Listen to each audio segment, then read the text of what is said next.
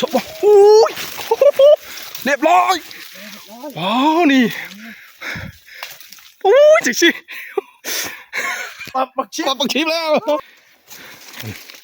อุ้ยจิกสินั่น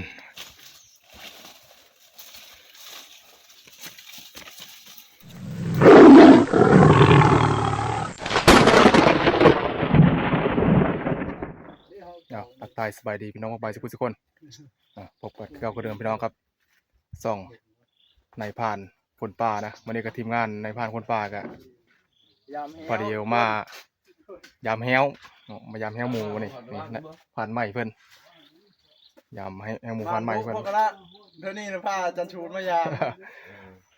ตั้งแต่พุ่นละตั้งแต่2-3 เดือนที่แล้วพี่น้องเลยผ่านสูตรไม่ได้มาป่าในวันนี้ก็ผ่านใหม่เพิ่นสูตรมายามแห้วเพิ่นแห้วหมูป่าเพิ่นลายขนาดเพิ่นเนาะแม่นหมูเกือบ50-60 หลางคนนะเดี๋ยวที่ตอนเช้านี่ก็เดี๋ยวกาแฟทีมงานเขากินแล้วนะเดี๋ยวพาไปยามแห้วทุกคน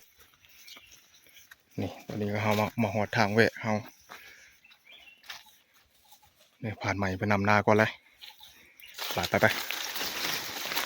มีลุ้นนะพี่น้องนะรอบก่อนรอบมันก่อนนะบาเขาใหม่มาจัดไป2 ตัวโอ้เดี๋ยวบาเขาสูตรมานำนี่สิมานนี่บ่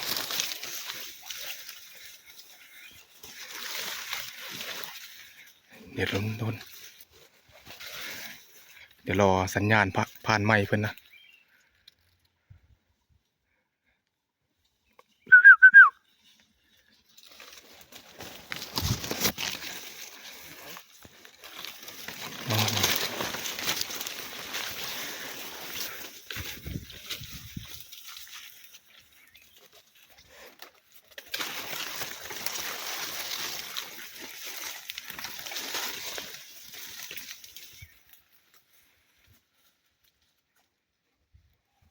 นี่ยามฝนรอบนั้นนะเฮามายิ่งเห็นอยู่นี่แหละ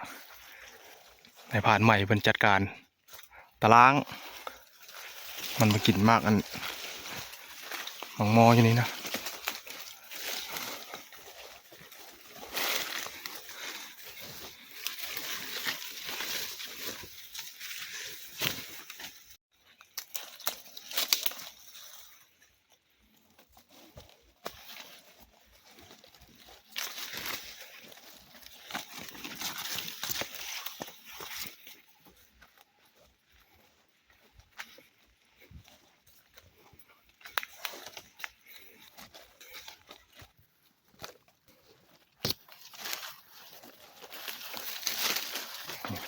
หมูป่าเนี่ยมันจะออกหากินงานเช้าๆนะพี่น้องนะแล้วมันก็สีเลาะโหยแต่ในพานใหม่เพิ่นเจ็ดกับดักบอลที่มันเที่ยวโอ้เป็นสั่งกันเพื่อนน่ะเหี้ยวอันทางออนไลน์นะมาสามอันแต่ว่าที่เฮาพยายามนี่นะเหี้ยวสายธรรมดา50ปลายรางต้องมีลุ้นอะไรจากรางนะ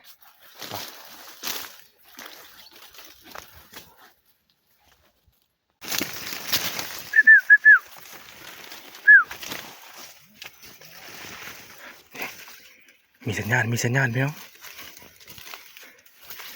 มีสัญญาณแล้วในพันใหม่ส่งเสียงมาละ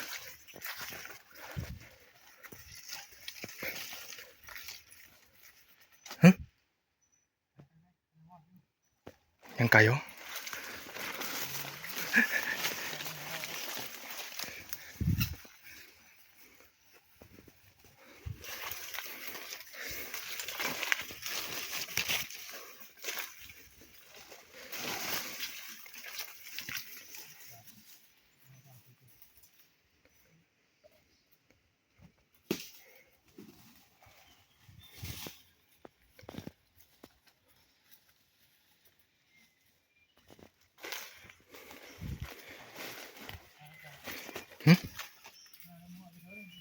ยังไกลวะไป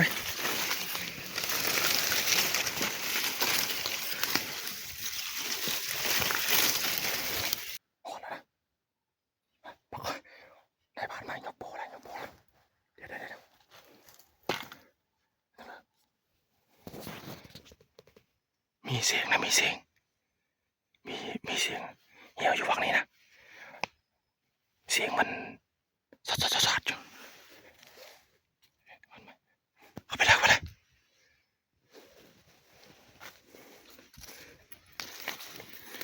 ช่วยไปนะ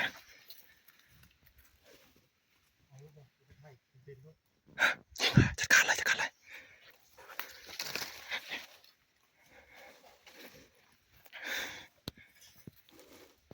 ารเลย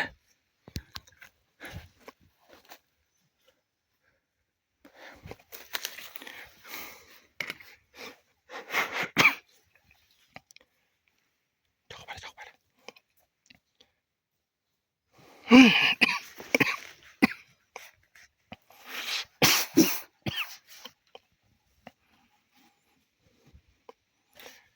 ทุกคนลุ้นกันนะแต่พันไม้จอกเข้าไปแล้ว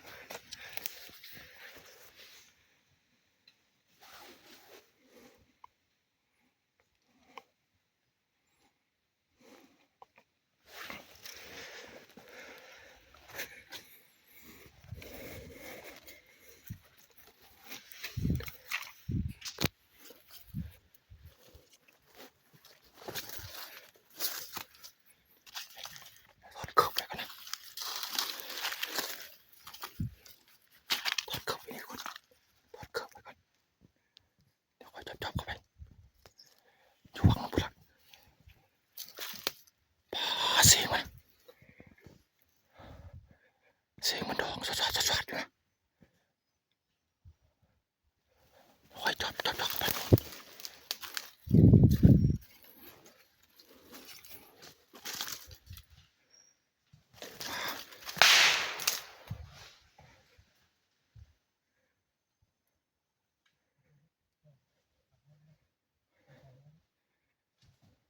เสียงมัน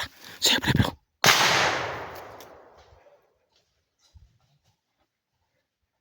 เรียบร้อยแล้ว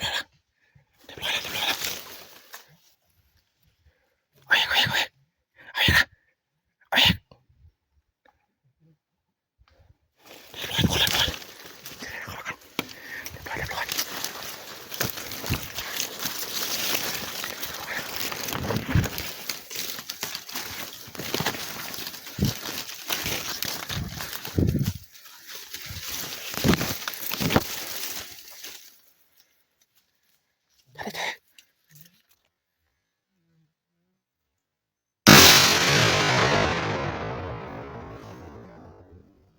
ไหน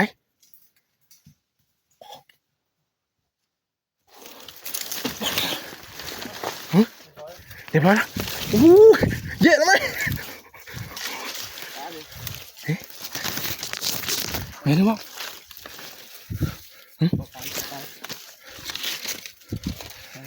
เดี๋ยวผ่านไหม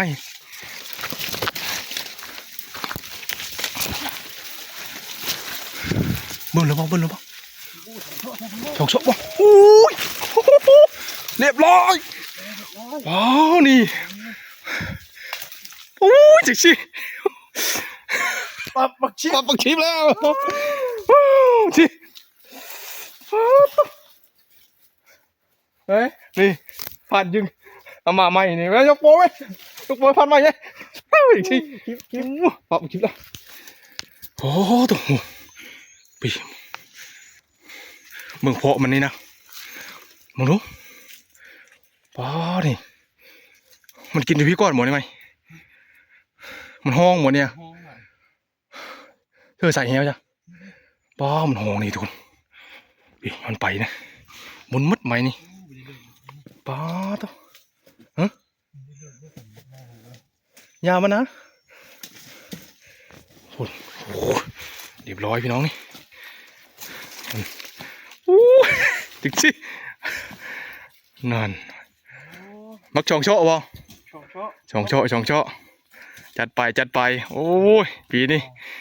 ปีผ่านใหม่บ่ปีนี้บ่โอ้ปีผ่านใหม่พี่น้องเอ้ยผ่านใหม่จัดไป3ตัวนี้เลยผ่านใหม่เฮ็ดเลยของแท้โอ้เบิ่งบอลมานี่ป้าเหมือนบอลมันเกี่ยวนี่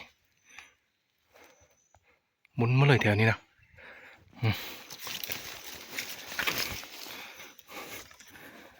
นี่ เดี๋ยว ป้าสายของหนู้สายมันนี่เชือกควายแล้วไร จุเอ้าร้อยเลยเจ้านี่เนาะ ปั๊บมักชิปแล้ว ป นะ รับไปชิปแล้วผ่านใหม่ ผ่านยึงย่อมแล้วผ่านยึงนี่ ยอมเลย ย่อมแล้ว โอ้ผ่านใหม่เห็ดยิ้มไปเปยแล้ว โอ้ดูมือเก็บเชาะนี่ มัน ดู ชอบไป ลองเชาะมัน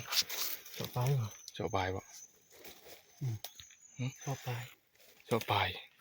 ไปเขาชม นี่คนมาเนี่ยหากระทือได้เนาะเพราะว่ารอบก่อนนักมามีหึงนะโอ้ยังเนียนอยู่พี่น้องเลยนี่คนมันเลยว้าตัวอยู่ระเลยกินนี่มันอยู่ระเลย วันนั้น ลงไปลงมา นี่พออย่างคือขะอยู่เนาะนี่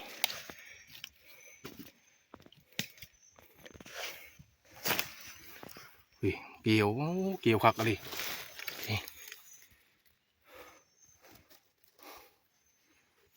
ตัวแม่เถิกบักเถิกโอ้จัดไปปรับคลิปแหละในผ่านใหม่ขับใหม่จัดการเถอะวันนี้โอ้มาเมื่อเล็กก็มาเลยพี่น้องเลย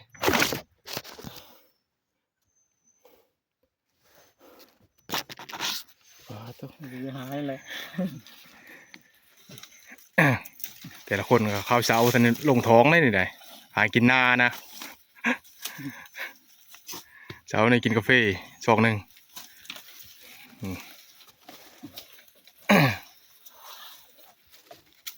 นี่ขาหน้ายิงกินอยู่ อืม เอาจิ๋วเอาจะได้ เพื่อ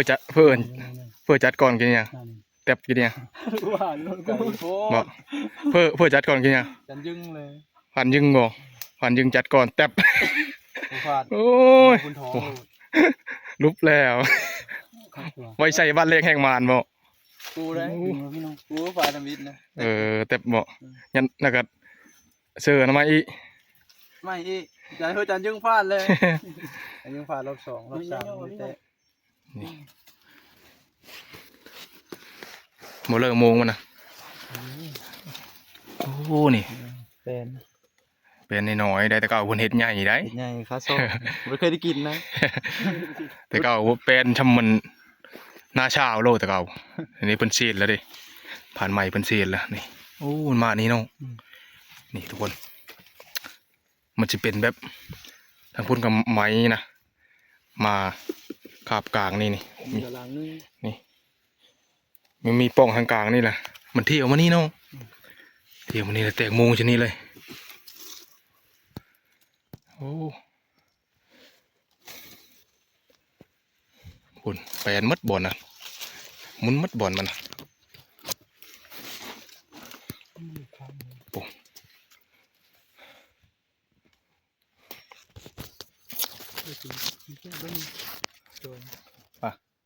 เดี๋ยวนี้ก็เดี๋ยวสิตัดไม้หามนะแบะเอาบ่ หามแล้วได้ ไปเอาเห็บเฮา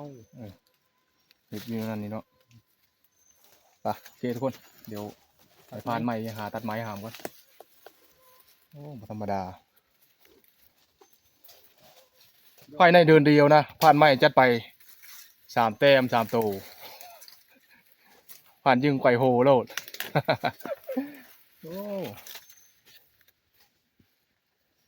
ครับ เอาหยามนิดนึงเป็นจ้อย โอ้ตอนนี้ผ่านไม้ เลยเอาหยาม ผ่านไม้ก็ผ่านยึงกำลังแก้เชือกนะพี่น้อง นี่ว่าคือฟ้าเลยนั่นใช่ไหม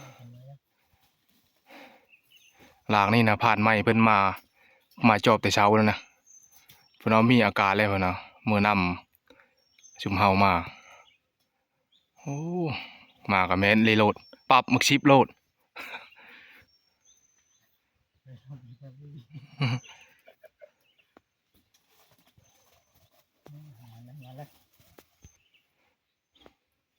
เฮียแล้วหรอวะฮะ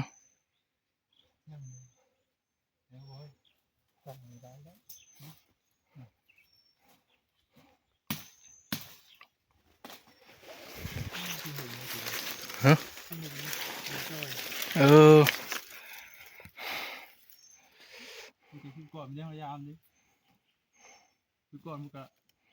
พยายามแต่ไม่มากนิดนึง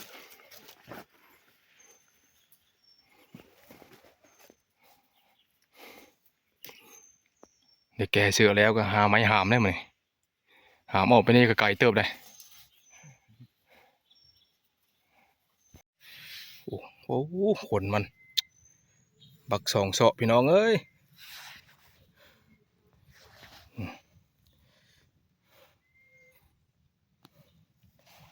จัดไปจัดไป ยังไหวแฮมเว้ย คือคอยังโดด ไอ้จริงก็ได้ชานทุกลาบเลย ของเพื่อแตะอีเนี่ยเหรอโอ้ใส่บเอาบัตรบิดแตบโอ้เป็นจะได้กินอยู่บ่ มือไหลห้องไฟแล้ว สุดท้ายกะเอาจนได้ ไม่ได้เลิศเลยว่ายิงกันเตอร์ขาหน้ามันแน่ตรงนี้เจอ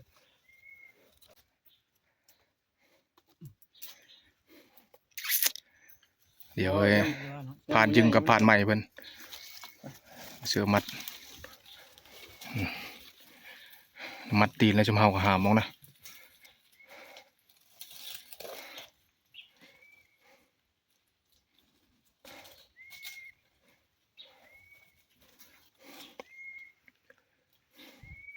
หายเมยแล้วเนาะ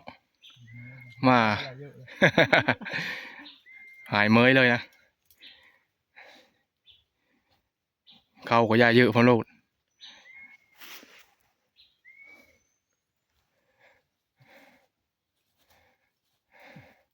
มือแรกแหกมาน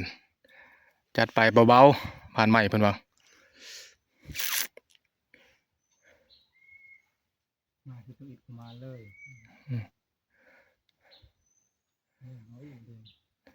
ยังแมลงอีกนึงแมลงจะไปหาเลาะมึงอีกยังงันบ่ยังยามท่านได้หมดบ่ยังมันยามเรื่องแมลงอีเนาะเราไม่เนาะมันเที่ยวเรื่อยๆได้มันหมูเนี่ยยามนี่ยามมันโลหวย ปะ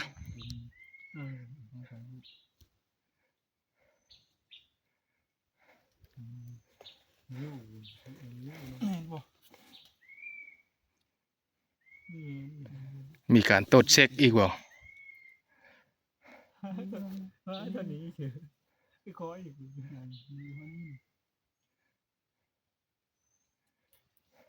มันโดนอีเห็นเลยอยู่ที่สองบนปุ๋ยเยอะแยะมากนั่นวันนี้นี่เองโอ้วันนี้มันง่าย แล้วเราบ่ปะหามเลยได้เดี๋ยวก็หามเลยได้โอ้โหไปก่อนหาหมูโอ้โหไปก่อนหาเกลือเบียนโอ้ยงอบัดออกไอ้เลยธรรมดา ออกมาเลย เก้าคนละ หูจักทางอยู่บ่โอ้ผ่าน เกือบอยู่เชื่อเกือบนะ พอดเลยก็มาดู โอ้ถอดเกือบมา ไปออกไปนี่หาเกือบบ่เห็นเอาอีกแล้ว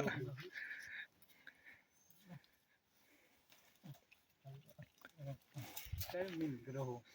บางหนึ่ง ป่านนั้นมันเคิงได้ หามสบายนะ นักวันได้ กวาง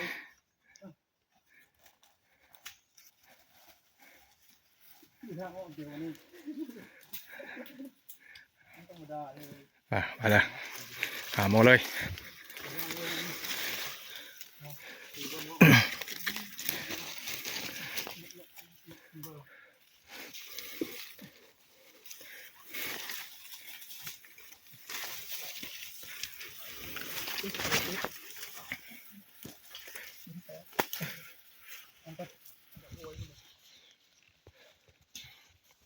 ที่สมบูรณ์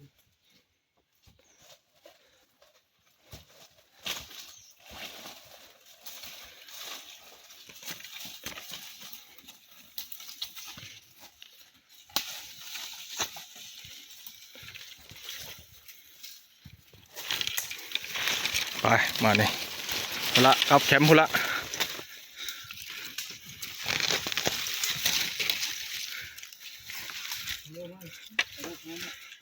ทั้งเลิกเกิบนะ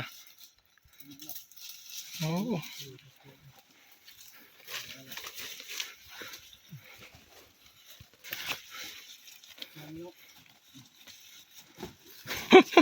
หามอ่อยยะแล้วบาดนี่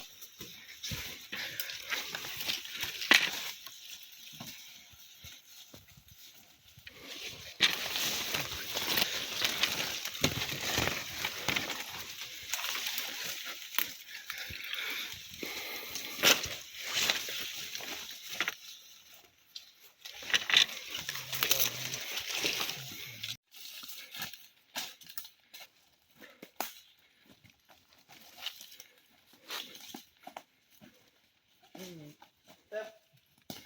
พอเดินจกต้องชักมาถ่ายคนละ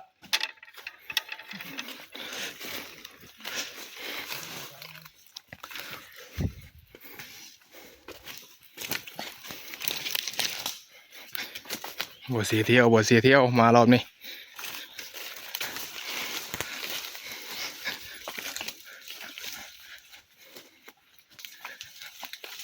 ขันนักจะถามหาผู้เปลี่ยนเด้อ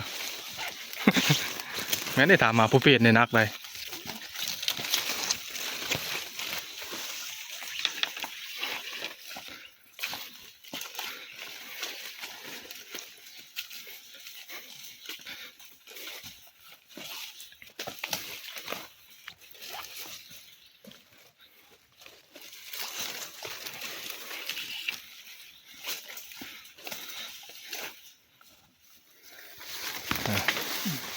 เปลี่ยนมาเขาใหม่ก่อน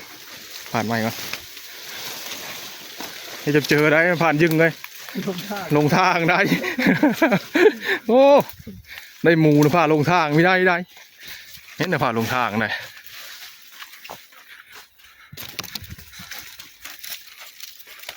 ชื่ออยู่บนทางนะ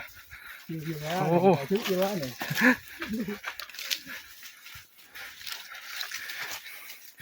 เมื่อหอดนะครับลูกด่านยิ้มไปเปยแล้ว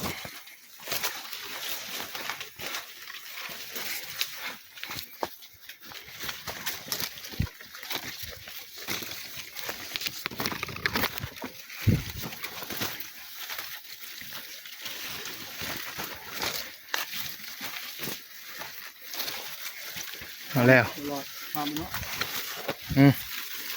เพื่อหลอด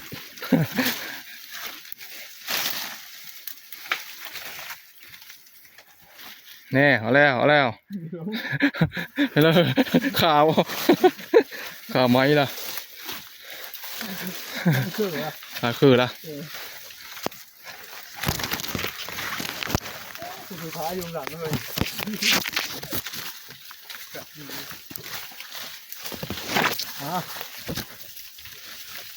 โอ้ยใจละ ถามเอาหยะเลยบาทนี่ โอ้ เตะลงเตะลงสารวันเตะลง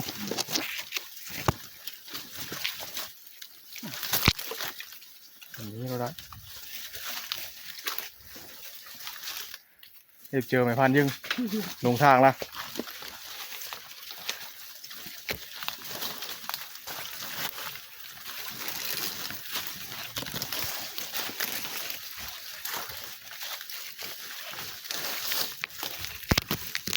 ไม่ลูกมาห้าลูก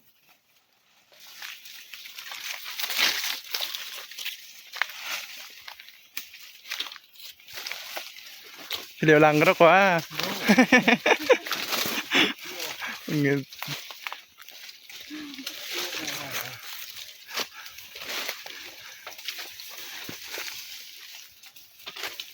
โอ้พี่ลึกว่าหกเนาะพี่น้องเนาะไม่ได้ทางเข้ามาเลยนะ โอ้ตอนนั้นเขาว่าเขาผ่านดึงร้อยลงยอดแห้งครับ โอ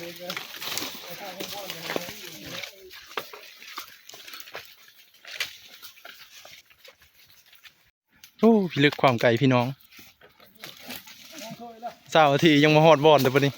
พอเดี๋ยวห้องเคอแถวนี้แล้วมาฮอดดอกบอนมันนี่ ลงป่าเลย ลงป่าแล้ว ปั่นยืดนะ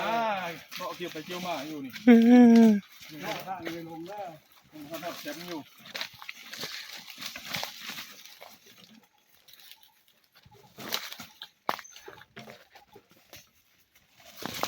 พี่ไปแล้วนี่มันเลือกแปด เอาแล้วผ่านจึงลงทางอีละ ถ้าลงละบอกบุกกับบุกเลย ลงทางอีละ ไม่ทำคนบอกพี่เลย ละพุ่นละ ไปเลย ไปเรื่อยๆออกบนเก้าเว้ย คิดว่าคนเจ้า เอาแล้ว โอ้เราวางอยู่ที่นี่ตรงนั้น ได้หมูพะโลงป่าแพงกระเต็กอีกบ้านนี่หมูจักทางออก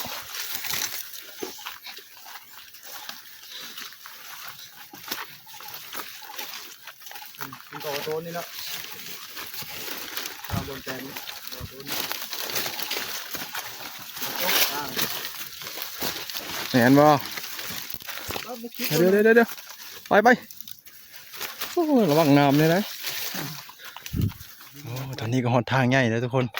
สบายแล้วบ้าน สบายแล้วบ้านนี้ยาแล้วชูคือของพ่อแล้ว งานฟันยังลงข้างอยู่ทำหน้าดิเอื้ออยู่ออกมาอะไรกัน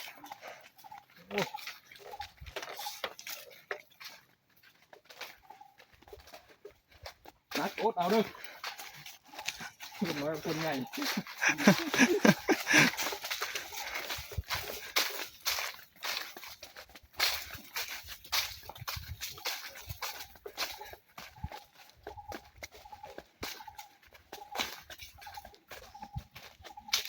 หอดเป็นหอด คือทุกคนนะเคยยังฮอดบอลแล้ว